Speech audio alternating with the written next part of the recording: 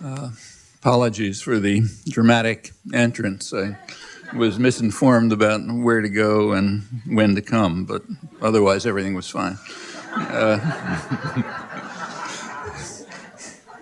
Though I was directed to a locked, closed garage and wondered what to do with that. I'm sure that I'm not the only one to have been reminded in the past months of some wise and prescient remarks by one of the most impressive figures of 20th century America, the radical pacifist A.J. Muste. As the U.S. entered World War I 60 years ago, he predicted with some accuracy the contours of the world that would take shape after the American victory. And a little later, he observed that the problem after a war is with the victor. He thinks he has just proved that war and violence pay.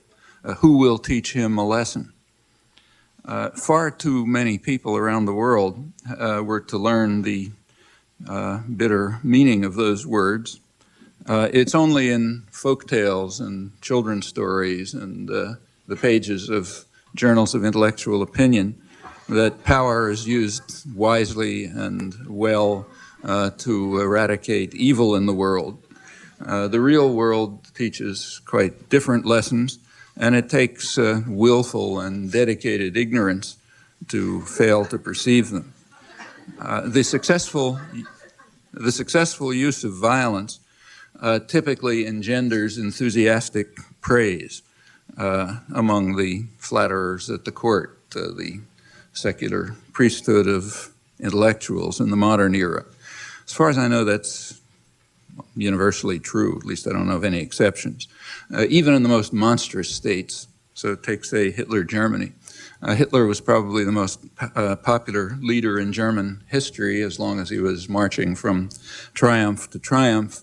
And Germany, we should remember, is represented the peak of the cultural and scientific peak of Western civilization. These are unfortunately leading themes of history and well-known ones. One of the main historians who studied European state formation, Charles Tilly, pointed out quite accurately that, I'm quoting him, that for a millennium, war has been the dominant activity of European states for a very good reason. The central tragic fact is simple: coercion works. Those who apply substantial force to their fellows get compliance, and from that compliance draw the multiple advantages of money, goods, deference, access to pleasures denied to less powerful people. The deference includes the awed claim of the educated classes, and costless destruction of defenseless enemies, that wins particular admiration. It also becomes habitual and natural and proof of one's virtue, so that the victors are suffused with a saintly glow at the height of their glory in a noble phase of their foreign policy. Actually, I don't have the imagination to make that up. I'm quoting it from some typical descriptions of U.S. leaders by eminent historians and commentators in the world's leading newspaper in the past few years. These are all historical truisms, or should be regarded as such, truisms that most of the people of the world have learned the hard way throughout history. One normal concomitant of easy victory over defenseless enemies is the habit of preferring force over the pursuit of other means, peaceful means. Another concomitant is the very high priority of acting without authority. So the incarnation of the God who comes to earth as the perfect man with the mission of eradicating evil from the world, he doesn't need any higher authority. That was true of the most ancient Indian epics from several millennia ago, and it holds as well for the vulgar plagiarism of today. The preference for reliance on force and the rejection of authorization and the impressive flights of self-adulation, immunity from elementary self-criticism. These have been very notable features of the last decade of overwhelming and unchallenged power and costless destruction of much weaker adversaries, all carried out in explicit accord with policy recommendations, with formulated policy recommendations, so not just by accident. I think that these are some of the considerations that ought to be in the back of our minds when we're contemplating the question that was raised for this session, the world after September 11th. Whatever judgment one may have about the events of the past few months, if you want to reach some kind of reasonable assessment of what may lie ahead, we ought to attend carefully to several crucial factors. One of them is the premises on which policy choices are based. That's obviously critical for figuring out what's likely to happen. A second is the roots of these choices in institutions and ideology, doctrines which are quite stable. And a third is the way that these doctrines and institutions have led to action in the very recent past, including actions crucially taken by the very people who are the leading decision makers today. All of that is critically important for trying to reach some sensible judgment about what the future may bring, at least if present tendencies continue. Well, the new millennium quickly offered two new and monstrous crimes, adding them to plenty of lingering ones. The first was, of course, the terrorist attacks of September 11th. The second is the response to them, which surely took a far greater toll and will take an even greater toll of innocent civilian lives, people who are innocent of any crime and who themselves are victims of the suspected perpetrators of the crimes of September 11th. I'll take for granted here that the perpetrators were the al-Qaeda network and Osama bin Laden. There was a prima facie case supporting that at the outset, and it remains about as it was. No further evidence has come along, which is kind of remarkable, since this has surely been the most intense investigation on the part of the world's intelligence agencies in history. But these are hard things to figure out, and the fact that they don't have much or any evidence is perhaps not too surprising. You can just consider the difficulty of finding out the source of the anthrax scare right here. There's plenty of other examples. In both of these cases, the crimes of September 11th and the crimes of the response, the crimes are considered right and just, in fact, noble, within the doctrinal systems of the perpetrators. And in fact, they're justified by the perpetrators in almost the same words. So Osama bin Laden tells us that violence is justified in self-defense against the infidels who invade and occupy Muslim lands, and against the brutal and corrupt governments that they impose. These words they have quite considerable resonance in the region, even among people who despise and fear him, and in fact are his targets. Bush and Blair, and others like them, proclaim in virtually identical words that violence is justified to expel evil from our lands. The proclamations are virtually identical, but not entirely so. When Osama talks about our lands, thanks. He's referring to Muslim lands, so Chechnya and Bosnia and Kashmir, Saudi Arabia, Egypt, and others. The radical Islamists who were mobilized and trained and nurtured by the CIA and their associates through the 1980s, they despise Russia. But after the Russians had withdrawn from their territory, they did terminate the atrocities within Russia based in Afghanistan. They are, from their point of view, defending Muslim lands, Chechnya now, but not Russia itself. Bush and Blair, on the other hand, when they talk about our lands, they mean the whole world, and they're very clear about it. And that difference reflects the power that they command.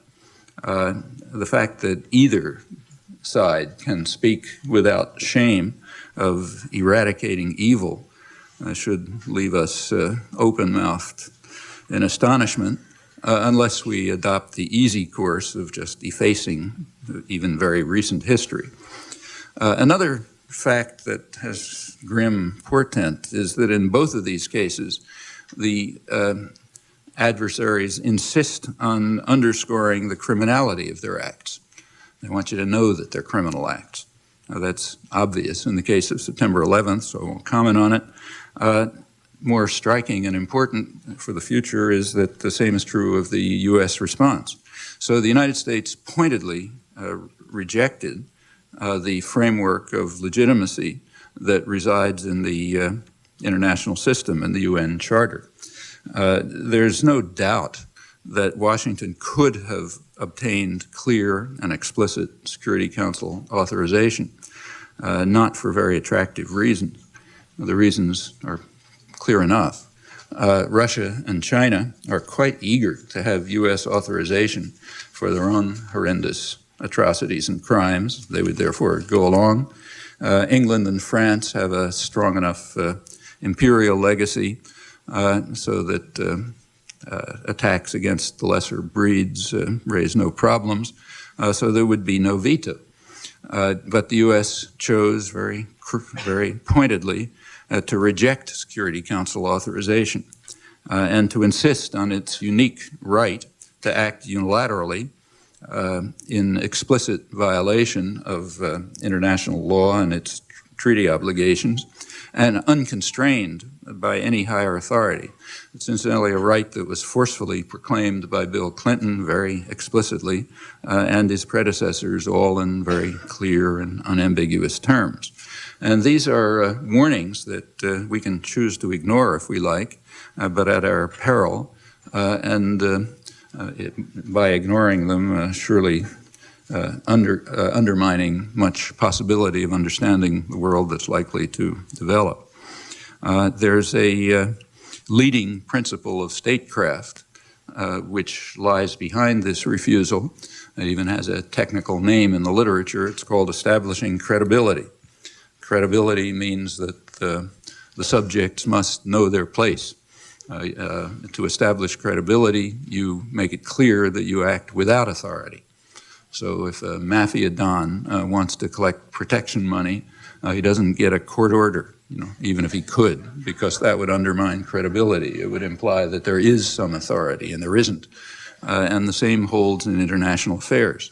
If you look back at the arguments presented by the United States and Britain for the bombing of Serbia, that was the argument. There were peripheral ones which didn't make sense, but the main one which did make sense was that it's necessary to maintain credibility. Others have to know their place, and that therefore the lack of authorization is a crucial feature of the response. The same, incidentally, was true of the matter of extradition.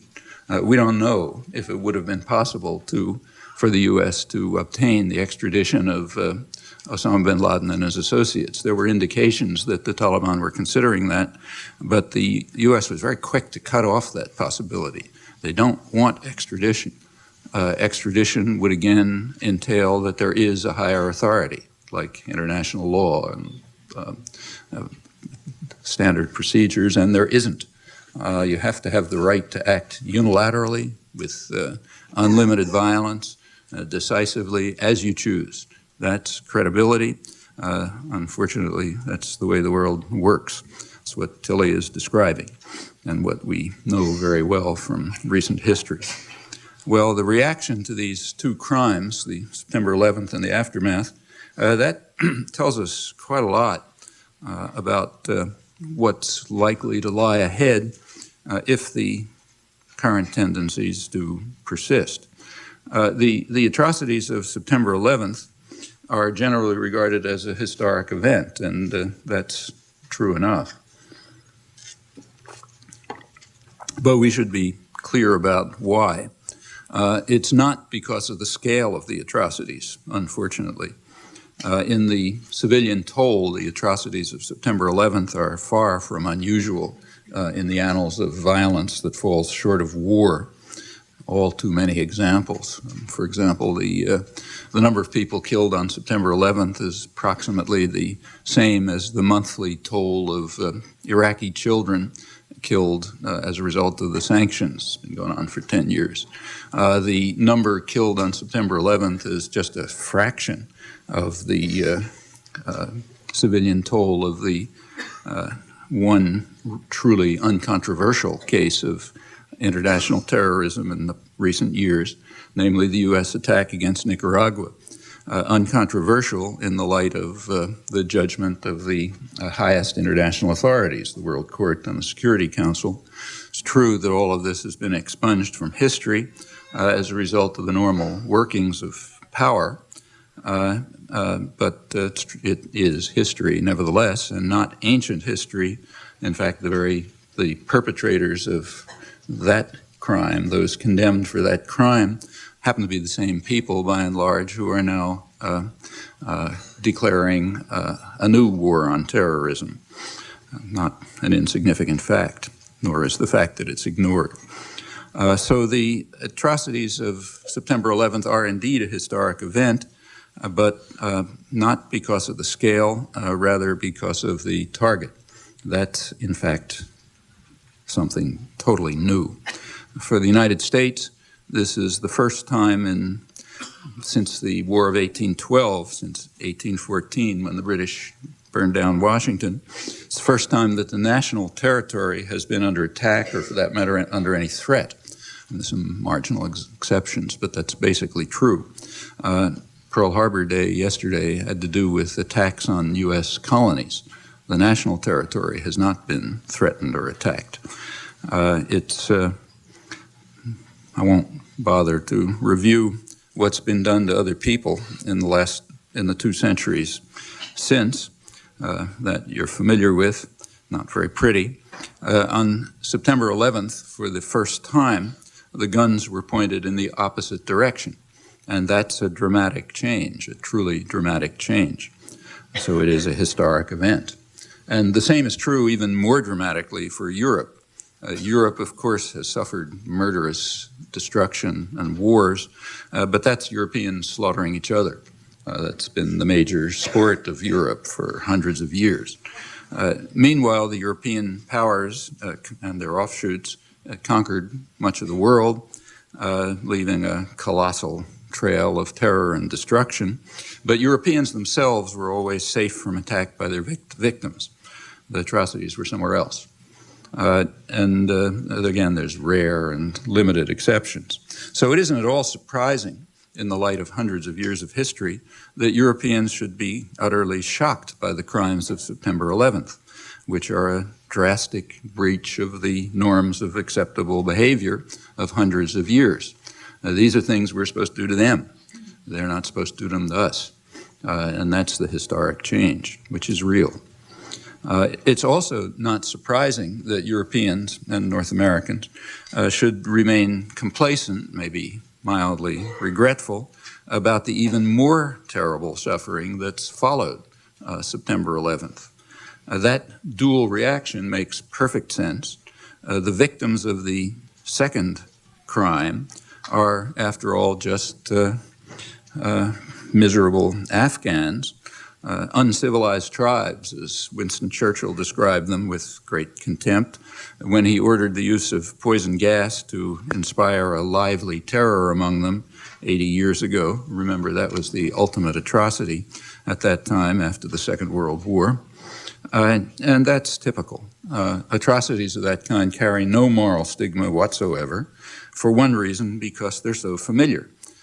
Even when the only motive is there's no pretext other than just greed or domination. And retribution knows no bounds. There's ample historical precedent for that, and there's authority in the holiest texts that we're taught to revere. Another reason for the complacent acceptance of atrocities was explained quite eloquently by Alexis de Tocqueville in his classic study of democracy in America.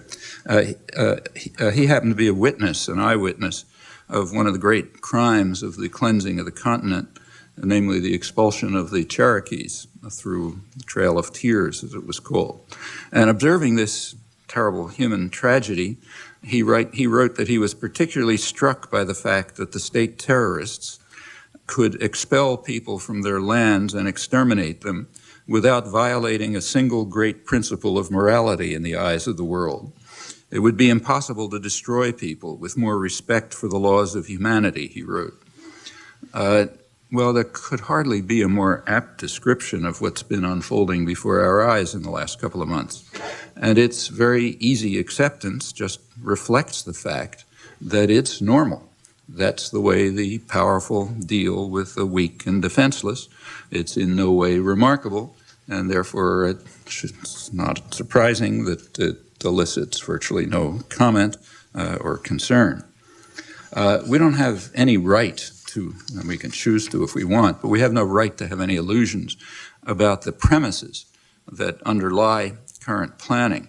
That's the first factor that I mentioned with obvious import for understanding the future. The planning for the war in Afghanistan was based on explicit and unchallenged assumptions, which were quite clear and forthright. The assumptions were that first the threat of bombing and then the realization of the threat would increase the number of Afghan civilians at risk of death from starvation, disease, and exposure by about 50% to about 7.5 million. So it would expose an additional 2.5 million people to the risk of imminent death. There were, I'm sure you know, pleas to stop the bombing, to allow the delivery of desperately needed aid. These were rebuffed without any comment, mostly without even any report. And they came from high UN officials, from the major aid agencies, from others in a position to know.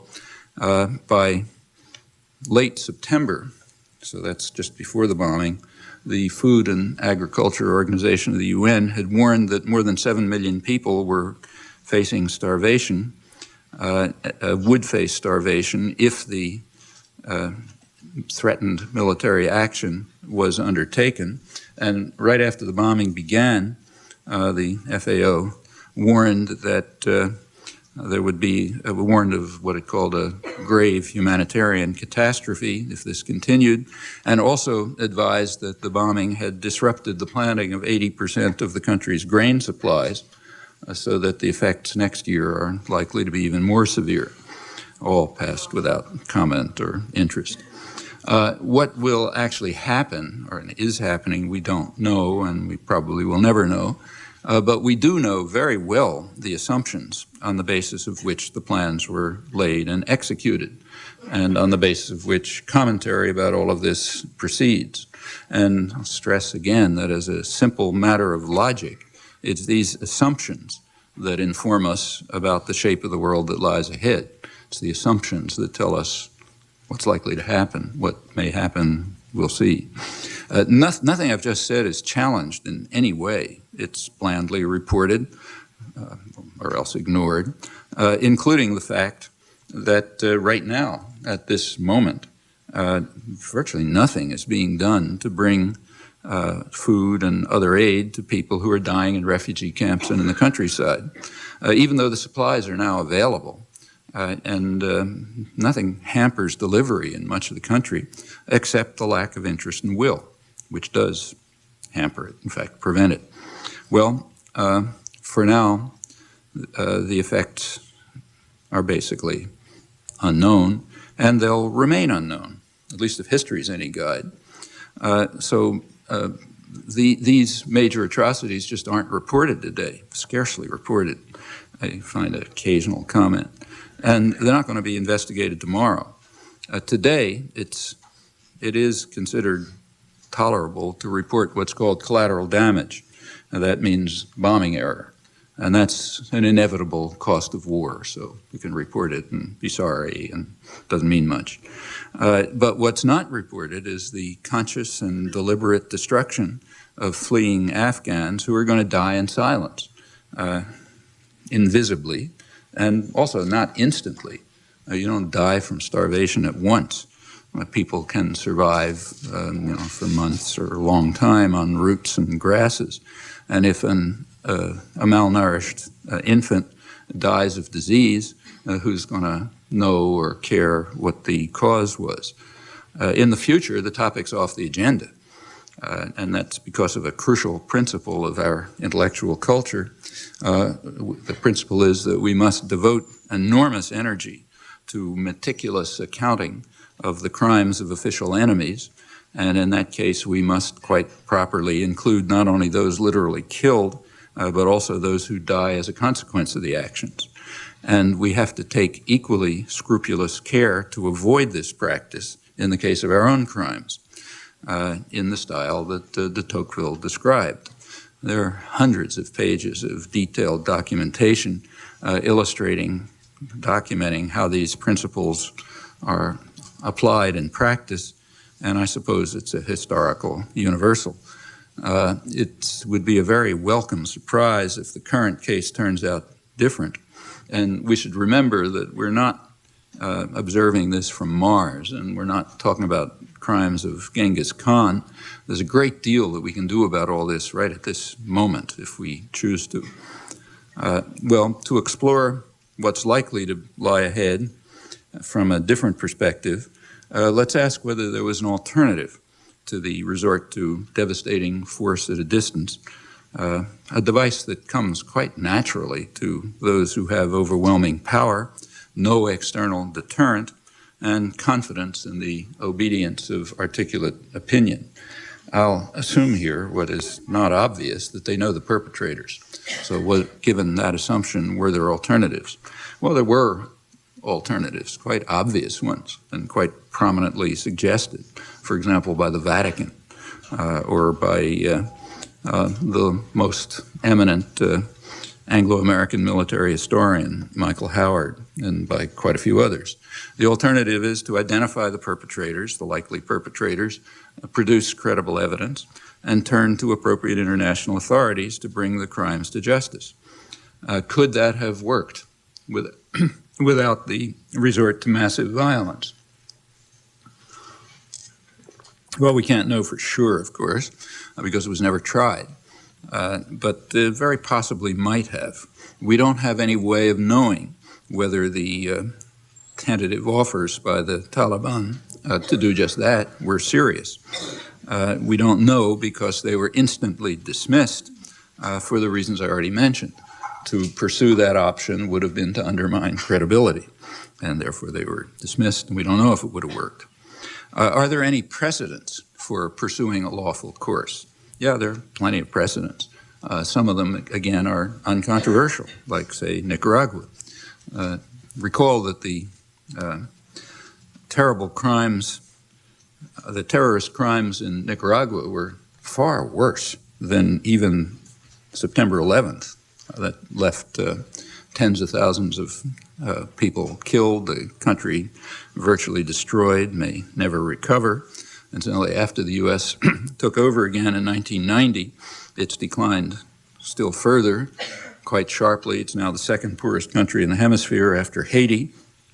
Haiti, you might recall, is the prime target of U.S. intervention in the 20th century and the poorest country in the hemisphere. Nicaragua and Guatemala vie for the honor of being the second most poorest countries in the hemisphere, and they're also vying for the honor of being second in terms of U.S. intervention. That might suggest some lessons, but you'll look hard to find them, and it generalizes, incidentally. Nicaragua did not react to the terrorist atrocities by setting off bombs in Washington. What they did is go to the World Court. They won their case, went to the Security Council, received endorsement in a vetoed resolution, of course, went to the General Assembly, where again in successive years they received virtually unanimous endorsement. U.S. and one or two client states opposed.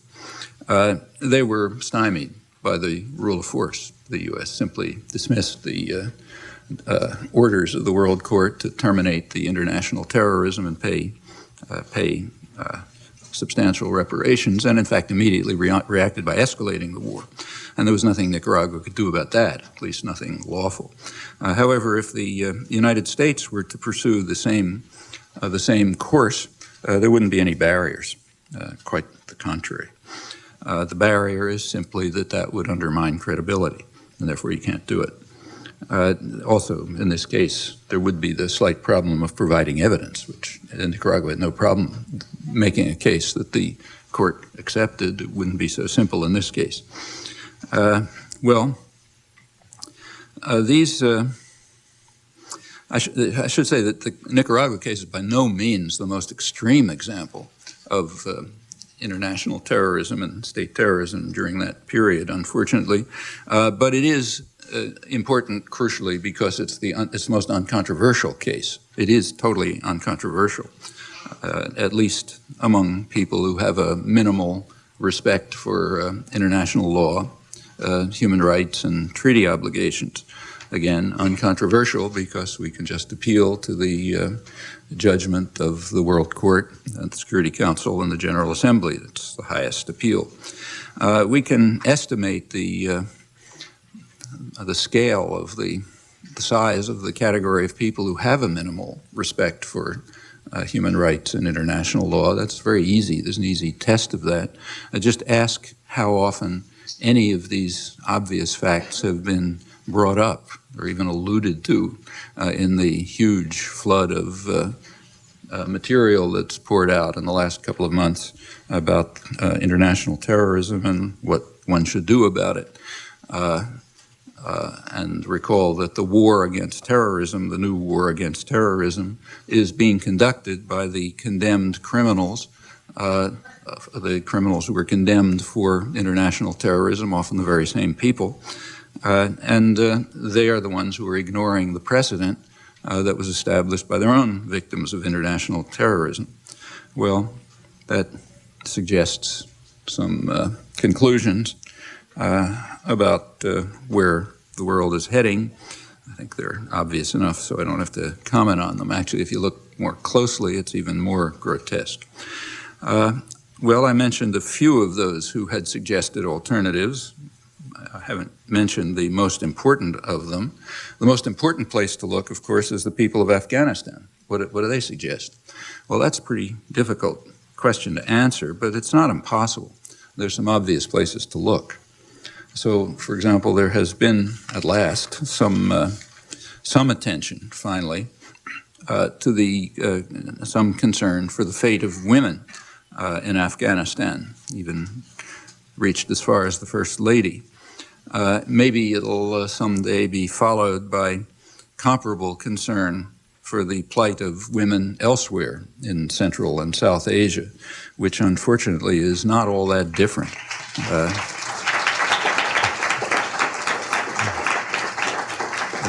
We should bear in mind it is not all that different from life for women under the Taliban. There's plenty of highly credible evidence about that, if you want to look. In Afghanistan, there is an organization of courageous women who have been leading the struggle to defend women's rights and to establish a democratic government. They've been doing it for 25 years. That's RAWA, the Revolutionary Association of Women of Afghanistan. And they've done quite remarkable work over these 25 years. Their leader was assassinated by an Afghan collaborator with the KGB back in 1987, but they continued their work within Afghanistan and in exile. And they've been quite outspoken, not quiet. So, for example, they issued a public statement on October 11th. It's a week after the bombing began. The heading of the statement is, "Taliban should be overthrown by uprising of Afghans." And then goes on like this, says, again, due to the treason of fundamentalist hangmen, our people have been caught in the claws of the monster of a vast war and destruction.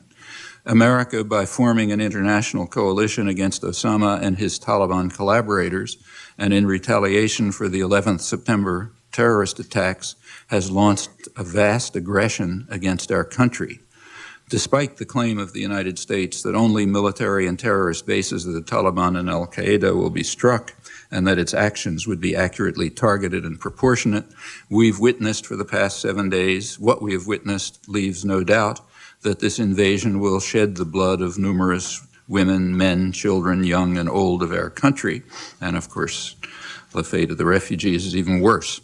And it goes on to call for a mass uprising to eradicate the plague of the Taliban, an uprising carried out by the people of Afghanistan, not foreign interests who will perpetrate the plague in some other form, they expect. And they're not alone in that. So before he entered Afghanistan, apparently without any Western support, then was captured and killed, the Afghan opposition leader, Abdul Haq, who was very highly regarded in the West, he condemned the bombing publicly and openly. He criticized the United States for refusing to support the efforts by him and by others to, and quoting him now, to create a revolt within the Taliban. The bombing, he said, was a big setback for these efforts. He claimed to have established contacts with second-level Taliban commanders, ex-Mujahideen, tribal elders, and he went on to discuss some detail how such efforts could proceed. And he called on the United States to help, but with funding and other such support, not with bombing, which was setting back the efforts. That same message was conveyed by a gathering of 1,000 Afghan leaders in Peshawar in Pakistan at the end of October. Some of them had trekked in from Afghanistan across the border. Others were exiles. They were all committed to overthrowing the Taliban. It was, the New York Times described it as a rare display of unity among tribal leaders, Islamic scholars, fractious politicians, and former guerrilla commanders. And they unanimously, urgently demanded that the United States stop the air raids. They appealed to the international media to call for an end to the bombing of innocent people and to stop the destruction of Afghanistan. They disagreed on a lot, but they were unanimous about that. They called for other ways to overthrow the hated Taliban regime, the same ways that were called for by Rawa and by Abdul Haq, and they believed that to be possible without the mass slaughter and destruction that the West would prefer. Well, maybe Afghans who've been struggling for freedom and for women's rights for many years, maybe they just don't understand anything about their country, and they should just cede responsibility to foreigners who couldn't have placed the country on a map a couple of months ago, led by commanders who were condemned for international terrorism by the highest international authorities and supported by a coalition of leading terrorist states. Maybe, but it's not entirely obvious. Actually, it's quite reminiscent of the Iraq War. Not only that, but take that one. You recall, I'm sure, that during that period, the Iraqi opposition which is strong and outspoken, they were scrupulously barred from the media, 100%, and journals of opinion, apart from dissident journals way out at the margins. And there was a reason for that. They opposed the U.S. bombing, and they accused the United States of preferring a military dictatorship to overthrow of Saddam Hussein by an internal revolt. Not only did they say that, but that fact was confirmed. It was conceded, in fact, publicly, after Bush number one, collaborated with Saddam in brutally crushing a revolt in March 1991. That's right after the war was over, when the U.S. had total control. Official U.S. spokesman at that time confirmed that the Bush administration would have no dealings with Iraq's opposition leaders. We felt that political meetings with them would not be appropriate for our policy at that time. That's the State Department spokesman, Richard Boucher, on March 14th, 1991, right at the moment while Saddam was massacring Southern rebels with tacit U.S. support. That had been long-standing government policy, incidentally, and it's not unusual. And there's good reasons for it, and the reasons were explained. They preferred the diplomatic correspondent of the New York Times, Thomas Friedman, accurately said, without criticism, that the U.S. preferred an iron-fisted Iraqi military junta that would rule Iraq the same way Saddam Hussein did, but under a different name, because the name was embarrassing, and therefore it was necessary to massacre the rebels. It's not unusual. It's being relived in the past few months. It's this rejection of possibly feasible diplomatic options that runs right through the wars of the 1990s. I won't go through the details, but it's true of every single case. There's another sensible way to assess the prospects ahead. That would be to review the action of today's commanders when they launched the first war on terrorism. And remember, this is not the first war on terrorism. It was launched in virtually the same terms and with the same passion 20 years ago, when the Reagan administration came into office and was then declared to be the heart of our foreign policy. Well, that's the terrible decade of the 1980s. You can learn a lot about what happened then, and from the fact that the topic is scrupulously ignored in the laudatory chorus for the current and the future plans of the very same people. The commanders who were condemned for international terrorism in one of the lesser cases that they were involved in. All of this is familiar. I'm not going to review it. It's obviously relevant. That should be obvious too. Well, at the end of that decade, the end of the 80s, there was a change, big change in world affairs. The external deterrent to the use of force disappeared. For its victims, that was a remarkable triumph and liberation, although that victory was tainted very quickly by new crimes. For others, the consequences were more ambiguous. The basic character of the post-Cold War era was revealed very quickly. A couple of weeks after the fall of the Berlin Wall, the United States invaded Panama, killed hundreds or maybe thousands of people. Since it's our crimes, nobody looks and nobody cares, but something of that order.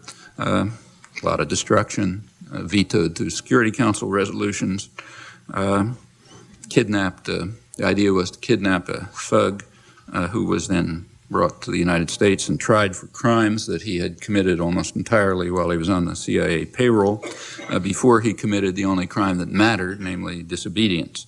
Well, all of this is kind of like a footnote to history. You don't even bother talking about it.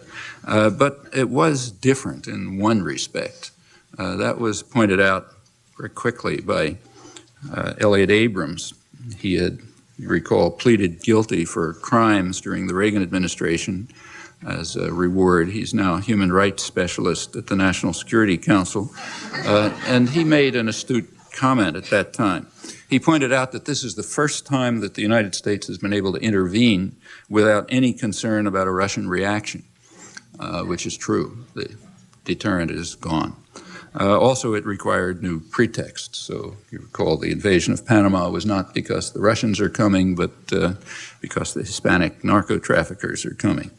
And the search for new pretexts continues. All of this became very clear in an important document that everyone should perfectly public, that everyone should read who wants to understand anything about international affairs. And maybe that's the reason why it's never alluded to, as far as I know. The obviously most important document to look at right after the end of the Cold War was the Bush administration's presentation to Congress calling for a military budget. Question is, what are they going to say? In March 1990, there's an answer to that question. It's a couple of months after the fall of the wall, no Russians. Bush administration produced the usual annual White House document to Congress calling for a huge military budget. The document, when you read it, is about the same as before, but with a few differences. The main difference is pretexts. It turns out we don't need the military budget because the Russians are coming. They're not coming, but because of the technological sophistication of third world powers. That's why we need the world's biggest military budget. And for the same reason, we have to maintain what's called the defense industrial base. That's a euphemism for high-tech industry. Got to maintain that. And we also have to maintain the massive intervention forces aimed at the Middle East, as they had been for years, the oil-producing regions of the Middle East. And then came an interesting phrase that said we must maintain these intervention forces aimed at the Middle East, then, where the threat to our interests could not be laid at the Kremlin's door. So, sorry, we've been lying to you for 50 years, but now we got to tell the truth. The problem is indigenous. It's indigenous nationalism. Notice the threat could not be laid at Iraq's door either then, because that was March 1990, and Saddam Hussein was a great friend and ally of George Bush in the United States and London. Well, that's a very revealing document. It's interesting to check and see how often it's been referred to. You can learn a lot from that. Don't bother doing it. You won't find anything. Another consequence of the collapse of the deterrent is that there's no space left for independence and non-alignment. And in fact, the non-aligned movement essentially collapsed at that point. One indication of the collapse of this concern is the very sharp decline in foreign aid in the decade that followed. In the United States, declined to virtually zero. There's no longer any need for it for essentially propaganda purposes. And the effects of this were recognized very quickly. So President Mahathir of Malaysia, for example, pointed out right away. He said, paradoxically, the greatest catastrophe for us, who had always been anti-communist, is the defeat of communism. The end of the Cold War has deprived us of the only leverage we had, the option to defect. Now we can turn to no one, and there is furthermore no deterrent. And those fears were expressed very clearly throughout the South. The Gulf War, which followed very quickly, it was bitterly condemned throughout the South as a needless show of force designed to demonstrate that what we say goes. Recall George Bush's words as the bombs and the missiles were falling. In this case, too, there's good reason to suppose that that there were peaceful alternatives, diplomatic alternatives were available, and there's in fact good reason to suppose that the Bush administration was feared that they might become difficult to suppress. The media cooperated nicely. The general mood in the South at that time was captured rather well by Cardinal Paulo Avarista Arns of Sao Paulo, Brazil. He said that correctly that in the Arab countries, the rich sided with the U.S. government, while the millions of poor condemned this military aggression. joining the ignored Iraqi opposition, he could have added. Throughout the third world, he continued, there is hatred and fear. When will they decide to invade us, and on what pretext? The reaction to the bombing of Serbia was very much the same throughout the world. Again, there's quite compelling evidence that peaceful options were available that might have spared plenty of misery, but it was bitterly condemned throughout the world, even in U.S. allies, U.S. client states like Israel. Leading military analysts simply dismissed it as a show of return to the gunboat diplomacy of the last century, cloaked by the same hypocrisy. Well, Americans are very carefully protected from any of this. We're protected from world opinion and protected from critical discussion. So you have to really work to find out any of these things. But we don't do ourselves any favors by keeping to these restrictions. And we also do ourselves no favors by ignoring the public documents that explain very clearly the thinking of planners about the world that they're creating, and they have overwhelming power to create. They understand very well, as we should, that the world is what's called tripolar in economic terms. That is, there are roughly comparable centers of economic power in Asia, Europe, and North America. But the world is radically unipolar in the capacity to destroy, to resort to violence and destroy. The United States already outspends the next 15 countries for what's called defense, and defense, as always, means offense. And it's far ahead in military technology. And the current plans, as you all know, are to sharply increase that disparity. That includes extending the arms race into space, which means demolishing the Outer Space Treaty that's been observed since 1967. Ballistic missile defense is only a small part of this, and even that is well understood to be an offensive weapon, not a defensive weapon. It's understood by adversaries, it's understood by strategic analysts here. So the RAND Corporation, for example, describes the BMD as an enabler of action, not a shield. Strategic analysts say the same thing. In fact, they applaud the program typically as a means to establish U.S. global hegemony. And they explain, that that's what the world needs. I won't quote it since I've just been warned to shut up, but it's interesting comments, which have many. They just mimic many predecessors. You know, all of this is totally familiar for hundreds of years. They explain very clearly that there's the far broader program of militarization of space. That's also explained very clearly and quite intelligently in perfectly public documents. No reason not to know them. They point out that the Space Command, that this is the natural next step in expanding state power. So armies and then navies were established in order to protect commercial interests and investment, and the next obvious frontier is space for the same reasons, to protect commercial interests and investment. However, they point out there's going to be a difference this time. The British had a huge navy for that purpose, but it was possible to counter it. Germany could develop a navy. Don't have to talk about the consequences. This case is going to be different. This arms race is going to have only one competitor running. And just like now, and there will be a sole hegemon. The United States is going to be so awesomely powerful that there won't be any counterforce. That's, first of all, necessary for just plain technical reasons. The whole space war system is based on satellites, and satellites are very easy to shoot down. They're not like missiles. So you have to make sure that no adversary has the poor man's weapon, anti-satellite weapons, and that requires overwhelming dominance of space, which is understood and intended. And there's another reason. The other reason is that what they call globalization is expected to lead to a widening divide between the haves and the have-nots.